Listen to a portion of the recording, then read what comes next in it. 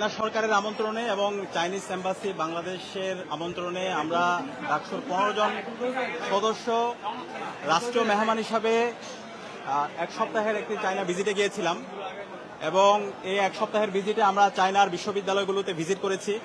চায়নার নগর ব্যবস্থাপনা কিভাবে চলে সেটা আমরা জানার চেষ্টা করেছি। চায়নার যে হিস্ট্রিক্যাল প্লেসগুলো আছে, হেরিটেজ সেন্টারগুলো আছে, সেখানে আমরা গিয়েছি। চায়নার যে ওভারঅল হেলথ সিস্টেম, ইকোসিস্টেম কীভাবে ফাংশন করে সেগুলো আমরা বোঝার চেষ্টা করেছি। চাইনিজ যে টেক ইন্ডাস্ট্রিগুলো আছে সেই টেক ইন্ডাস্ট্রিগুলোতে আমরা গিয়েছি এবং সেই টেক ইন্ডাস্ট্রিগুলো কীভাবে ফাংশন করে সেগুলো আমাদেরকে সামগ্রিকভাবে জানানো হয়েছে। এর বাইরে চাইনিজ বিশ্ববিদ্যালয়গুলোর ছাত্র সংসদ, সেই ছাত্র সংসদের সাথে আমাদের ফলপ্রসূ মিটিং হয়েছে। চাইনিজ যে থিঙ্ক ট্যাঙ্ক ইনস্টিটিউশনগুলো আছে সেই থিঙ্ক ট্যাঙ্ক ইনস্টিটিউশনগুলোর সাথে আমাদের বসা হয়েছে। তো ইতিমধ্যে আমাদের ডাকসুর জিএস ব্রিফ করেছেন আমরা কোন কোন জায়গায় গিয়েছি। আমি এখন আমাদের অর্জনগুলো একটু বলতে চাই।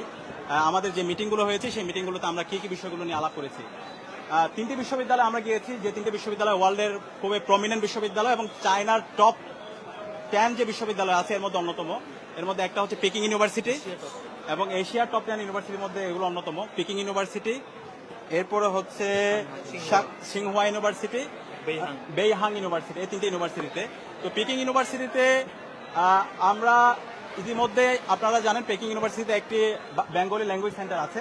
তো আমরা আমাদের জায়গা থেকে বলেছি সেই বেঙ্গল ল্যাঙ্গুয়েজ সেন্টার যেটি আছে, বাংলা গবেষণা সেন্টার, সেটাকে আরো সমৃদ্ধ করার জন্য আমরা ডাকসু থেকে কাজ করতে চাই। যে রিসোর্স দরকার সেই রিসোর্সগুলো আমরা প্রোভাইড করতে চাই এবং একই সাথে চায়না সরকারের উদ্যোগে বাংলাদেশে ঢাকা ইউনিভার্সিটিতে একটি কনফুসিয়াস ইনস্টিটিউট আছে ঢাকা ইউনিভার্সিটিতে এবং চাইনিজ রিসার্চ সেন্টার আছে।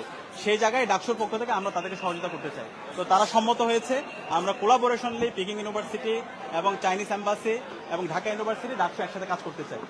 দ্বিতীয়ত সিংহুয়া ইউনিভার্সিটির ছাত্র সংসদের সাথে আমাদের মিটিং হয়েছে। ছাত্র সংসদের মিটিংয়ে আমরা প্রস্তাবনা দিয়েছি বেইজিং এবং ঢাকা এর মধ্যে যেন আমরা ইয়থ ফেলোশিপ চালু করতে পারি। যে ইয়থ ফেলোশিপ চালু করার মাধ্যমে স্টুডেন্ট স্কলারশিপ পাবে, স্টুডেন্টদেরকে আমরা বিভিন্ন ধরনের এক্সচেঞ্জ প্রোগ্রামগুলোতে পাঠাতে পারবো। ইতিমধ্যে কিছু প্রোগ্রাম আছে যেগুলো অপ্রতুল। তো সে জায়গায় তারা আমাদের যে ইনভাইটেশন সেটা তারা রিসিভ করেছে। এই এক্সচেঞ্জ প্রোগ্রামগুলো এবং এই ফেলোশিপ প্রোগ্রামগুলো কীভাবে আরও বাড়ানো যায় এবং যারা গবেষণা করতে চায় সেই গবেষকদের সাথে ঢাকা ইউনিভার্সিটি এবং বেইজিংয়ে যে ইউনিভার্সিটিগুলো আছে সেগুলো কিভাবে কোলাবোরেশনে কাজ করতে চাই সেই ব্যাপারে সিদ্ধান্ত হয়েছে এবং তারা আমাদেরকে ইতিমধ্যে কয়েকটা ন্যাশনাল প্রোগ্রামের আমাদেরকে ইনভাইট করেছে। এর মধ্যে গুরুত্বপূর্ণ হচ্ছে গ্লোবাল ইয়থ ডায়ালগ। সেই ইয়থ ডায়ালগে প্রায় 120টা দেশের প্রতিনিধিরা অংশগ্রহণ করবে, সেখানে ডাকসুর প্রতিনিধিকে ইনভাইট করেছে এবং ডাকসুর পক্ষ থেকে আমরা সেকেন্ড ইন্টারন্যাশনাল জুলাই কনফারেন্স, যেটা আমরা জুলাই আয়োজন করবো, সেই জুলাই কনফারেন্সে আমরা তাদেরকে ইনভাইট করেছি এবং তারা সেই কনফারেন্সে আসার ব্যাপারে আমাদেরকে আশ্বস্ত করেছে। এবং এর বাইরে বেইহাং ইউনিভার্সিটি আমরা গিয়েছি। সেই বেইহাং ইউনিভার্সিটির যারা ফরেন স্টুডেন্ট আছে, ফরেন স্টুডেন্টের সাথে আমাদের এক্সচেঞ্জ প্রোগ্রাম হয়েছে। আমরা আশা করছি এই ধরনের যোগাযোগ আমাদের অব্যাহত থাকবে।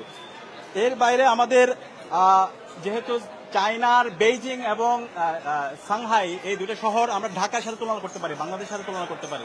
বেইজিংটা হচ্ছে চীনের রাজধানী, সাংহাইটা হচ্ছে বাণিজ্যিক রাজধানী। তো এই বেইজিং এর over populated, Dhaka over populated. তো কিন্তু তারা তাদের প্রপার প্ল্যানের মাধ্যমে, স্মার্ট সিটি ম্যানেজমেন্টের মাধ্যমে এই সিটিকে চমৎকারভাবে তারা নগর ব্যবস্থাপনা করেছে। আপনি যদি বেইজিং এ যান কোনো জায়গায় কোনো ধরনের ময়লা আবর্জনা পাবেন না। এই বর্জ্যগুলো ব্যবস্থাপনা করার জন্য তারা প্রত্যেকটা জায়গায় স্মার্ট বিনের ব্যবস্থা করেছে।